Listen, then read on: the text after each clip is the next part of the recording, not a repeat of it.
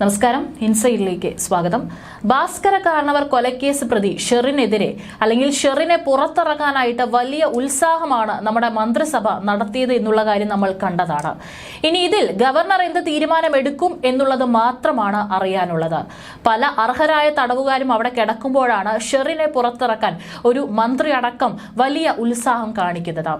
ഇപ്പോൾ ഈ ഒരു വധക്കേസിൽ ഭാസ്കര കാരണവർ കൊലക്കേസ് പ്രതി ഷെറിനെതിരെ സഹ തടവുകാരിയുടെ ഒരു ഞെട്ടിക്കുന്ന വെളിപ്പെടുത്തൽ ഇപ്പോൾ പുറത്തുവരുന്നത്. തൃശൂർ സ്വദേശിനിയായ MS സുനിതയാണ് ഭീഷണിയെ അവഗണിച്ച് ജനം ടിവിയുടെ ക്യാമറയ്ക്ക് മുന്നിൽ എത്തിക്കൊണ്ട് പല രഹസ്യങ്ങളും ഇപ്പോൾ പുറത്തുവിട്ടിരിക്കുന്നത്. അവർ മാധ്യമങ്ങൾക്ക് മുൻപിൽ തുറന്നു പറഞ്ഞിരിക്കുന്നത് വലിയ ഞെട്ടിക്കുന്ന സത്യങ്ങളാണ്. 2013-15 കാലത്ത് വധശ്രമ കേസിൽ ശിക്ഷ അനുഭവിക്കുകയാണ് അട്ടക്കുളങ്ങര വനിതാ ജയിലിൽ സുനിത എത്തിയത്. ഷെറിന്റെ തൊട്ടടുത്ത സെല്ലിലാണ് സുനിത കഴിഞ്ഞിരുന്നത്.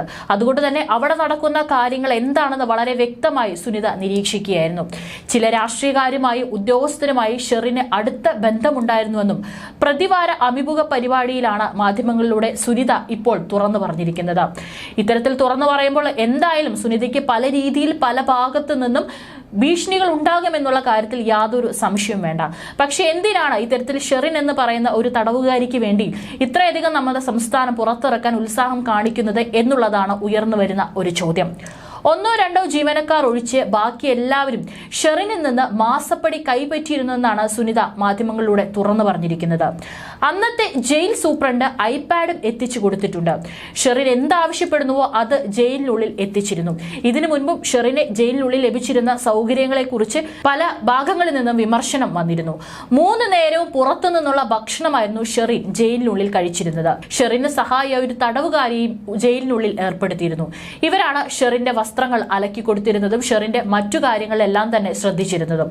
തലയണ അടക്കം നൽകി സുഖനിദ്രയ്ക്കുള്ള സൗകര്യവും ജയിലിനുള്ളിൽ ഷെറിന് നൽകിയിട്ടുണ്ട്. ജയിലിനുള്ളിൽ ധരിക്കുന്നത് വീട്ടിൽ നിന്നും കൊണ്ടുവന്ന വെള്ള വസ്ത്രങ്ങളാണ്.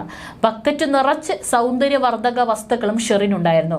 ഒന്ന് ആലോചിക്കണം, ഒരു പ്രായമായിട്ടുള്ള ഒരു മനുഷ്യനെ കൊന്നതിനാണ് ഷെറിൻ ഇപ്പോൾ അവിടെ ജയിൽ തടവറയിൽ കഴിയുന്നത്.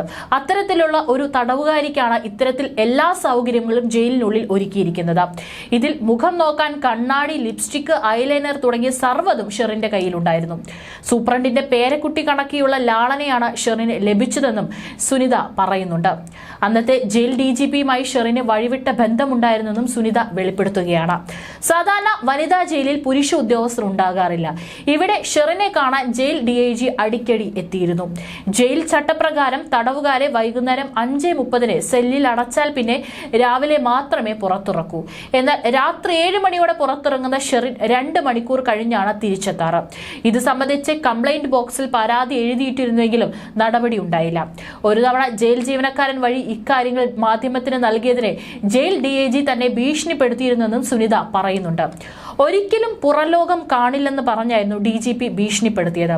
ഒരു തവണ ജയിൽ സന്ദർശിച്ച ജില്ലാ ജഡ്ജിയോട് ഇക്കാര്യങ്ങൾ നേരിട്ട് പറഞ്ഞതിന്റെ അടിസ്ഥാനത്തിൽ റെയ്ഡ് നടത്തുകയും അധികമായി കൈവശം വെച്ചിരുന്ന മൊബൈൽ ഫോൺ അടക്കം എല്ലാ വസ്തുക്കളും പിടിച്ചെടുക്കുകയും ചെയ്തിരുന്നുവെന്നും സുനിത കൂട്ടിച്ചേർത്തു.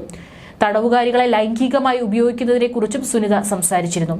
അഭിമുഖത്തിന്റെ പൂർണ്ണ രൂപം പുറത്തുവിട്ടിട്ടില്ല. അത് മറ്റൊരു ദിവസമായിരിക്കും മാധ്യമങ്ങളിലൂടെ പുറത്തുവിടുക എന്നാണ് അറിയിച്ചിരിക്കുന്നത്.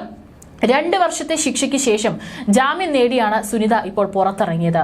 ജയിലിൽ നിന്ന് പുറത്തിറങ്ങിയ ശേഷം വിവരാവകാശ നിയമപ്രകാരം ഷെറിന് എത്ര ദിവസം പരോൾ ലഭിച്ചു എന്നതടക്കമുള്ള വിവരങ്ങളും ശേഖരിച്ചിരുന്നു. ശാരീരികമായി വെല്ലുവിളി നേരിടുന്ന ഇളയ മകൻ ബിനു പീറ്റർ കാരണവന്റെ ഭാവി സുരക്ഷിതമാക്കുന്നതിന് വേണ്ടിയായിരുന്നു നിർധന കുടുംബത്തിൽ നിന്നുള്ള ഷെറിനെ മരുമകളായി വീട്ടിലേക്ക് എത്തിച്ചത്. പക്ഷേ ഷെറിൻ ആ വീട്ടിലെത്തിയ ശേഷം സംഭവിച്ചത് ഒരിക്കലും പ്രതീക്ഷിക്കാത്ത പല രീതിയിലുള്ള സംഭവങ്ങളുമായിരുന്നു. അതിനുശേഷം ഒരു മരണമടക്കം അതിലേക്ക് എത്തുന്ന രീതിയിലായി ഷെറിന്റെ പല പ്രവർത്തികളും. അത്തരത്തിൽ ജയിൽ ശിക്ഷ അനുഭവിക്കുന്ന ഷെറിനാണ് വലിയ രീതിയിലുള്ള സൗകര്യങ്ങൾ ജയിലിനുള്ളിൽ ലഭിച്ചിരുന്നത്. ഒരു ആർഭാട ജീവിതം തന്നെയായിരുന്നു ഷെറിൻ അതിനുള്ളിൽ അനുഭവിച്ചിരിക്കുന്നത് എന്നാണ് സുനിതയെ പോലുള്ള ആളുകളുടെ പുറത്തിറങ്ങിയിട്ടുള്ള വെളിപ്പെടുത്തലിൽ നിന്ന് വ്യക്തമാകുന്നത്. ഷെറിന്റെ ബാധ്യതയെല്ലാം തന്നെ കല്യാണം കഴിഞ്ഞതിന് ശേഷം തീർത്തു കൊടുത്തിരുന്നു. വിവാഹം കഴിഞ്ഞാൽ അമേരിക്കയിലേക്ക് കൊണ്ടുപോകാമെന്ന് ഉറപ്പും ഷെറിന് നൽകിയിരുന്നു. 1 വർഷത്തിനുള്ളിൽ ഷെറിനും അതുപോലെ തന്നെ ഭർത്താവും അമേരിക്കയിലെത്തി. അന്ന് അവിടെ ജോലിക്ക് കയറിയ സ്ഥാപനം സ്ഥാപനത്തിൽ നിന്നും മോഷണത്തിന് പിടികൂടിയതോടെയാണ് പ്രശ്നങ്ങൾക്കെല്ലാം തന്നെ തുടക്കമാകുന്നത്. പിന്നീട് ഭർത്താവിനും കുഞ്ഞിനൊപ്പം ഷെറിൻ നാട്ടിലേക്ക് മടങ്ങി. ഇതിന് പിന്നാലെ ദാമ്പത്യ ജീവിതത്തിൽ ചില പൊരുത്തക്കേടുകളും ആരംഭിക്കുകയായിരുന്നു.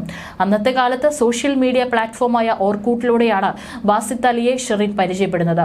മൊബൈൽ കൂടി ലഭിച്ചതോടെ ഷെറിന്റെ പുരുഷ സൗഹൃദം വലിയ രീതിയിൽ വർദ്ധിച്ചു. അതിൽ ഇന്ന് ഈ പറയുന്ന പോലെ പല ഉന്നതരും മന്ത്രിമാരടക്കമുള്ളവർക്ക് പങ്കുണ്ടെന്നാണ് അറിയാൻ സാധിക്കുന്നത്. അങ്ങനെ പരിചയപ്പെടുന്നവരെല്ലാം തന്നെ കാർണിവേഴ്സ് വില്ലയിലേക്ക് എത്തി. ഓരോ സമയത്ത് ഒന്നിലധികം പേർ ഷെറിനെ കാണാൻ വീട്ടിലേക്ക് എത്തിയിട്ടുണ്ടെന്നാണ് പുറത്തുവരുന്ന വിവരം. പുരുഷ സുഹൃത്തുക്കളുടെ വരവ് ഭാസ്കര കാരണവർ കണ്ടതോടെ അവരുടെ സന്ദർശനം കാരണവരുടെ മുന്നിലൂടെയായി. ഇതോടെ ഷെറിനെ തന്റെ വസ്തുവിലുള്ള അവകാശം ഒഴിവാക്കി വിൽപത്രം എഴുതി. കാരണവരിൽ നിന്ന് ലഭിക്കുന്ന സാമ്പത്തിക സഹായം കൂടി നിന്നതോടെ പലരിൽ നിന്നായി ഷെറിൻ പണം കടം വാങ്ങാൻ തുടങ്ങി. ഈ കടങ്ങളെല്ലാം കാരണവർ തന്നെ വീട്ടേണ്ടി വന്നു.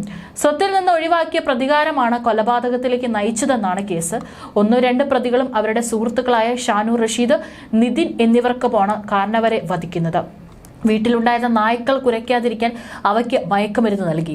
ഭാസ്കര കാരണവരുടെ സ്വത്തിൽ ഷെറിന് കൂടി അവകാശമുണ്ടായിരുന്ന ധനനിശ്ചയ ആധാരം കാരണവർ റദ്ദു ചെയ്തതിലെ പകയും ബാസിത്ത് അലിയുമായി ഒരുമിച്ച് ജീവിക്കുന്നതിനുമാണ് പ്രതികൾ കൃത്യം നടത്തിയതെന്നായിരുന്നു പ്രോസിക്യൂഷൻ കേസ്.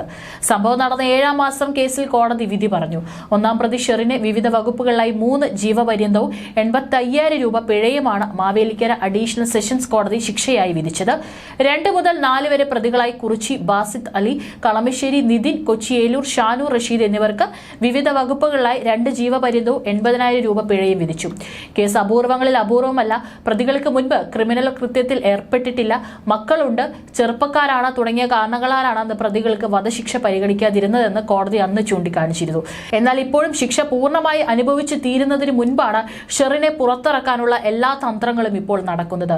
ഇതിനൊക്കെ പിന്നിൽ ആരാണ് ഇടപെട്ടിരിക്കുന്നത്? ഏതോ ഒരു ഉന്നതന്റെ കൈ എന്തായാലും ഇതിന് പിന്നിൽ പ്രവർത്തിച്ചിട്ടുണ്ട് എന്നുള്ള കാര്യത്തിൽ യാതൊരു സംശയവും വേണ്ട. അതിനിടയിൽ വിവാദങ്ങൾ ഉയർന്നു നിൽക്കുമ്പോഴാണ് ഇപ്പോൾ ഷെറിൻ ജയിലിനുള്ളിൽ അനുഭവിച്ചിരുന്ന ആർഭാട ജീവിതത്തെക്കുറിച്ച് തുറന്നു പറഞ്ഞുകൊണ്ട് ഷെറിന്റെ സഹതടവുകാരി തന്നെ ഇപ്പോൾ രംഗത്ത് വരുന്നത്. ഏതായാലും ഇപ്പോഴും ഷെറിൻ പുറത്തിറങ്ങുമോ ഇല്ലയോ എന്നുള്ള കാര്യത്തിൽ തീരുമാനമായിട്ടില്ല. ആ ഫയൽ രാജ്ഭവനിലാണ്. ഗവർണർ എന്ത് തീരുമാനമെടുക്കും അതിന് പിന്നാലെയായിരിക്കും ഷെറിൻ പുറത്തിറങ്ങണോ വേണ്ടയോ എന്ന കാര്യത്തിൽ ഒരു തീരുമാനം എത്തുകയുള്ളൂ.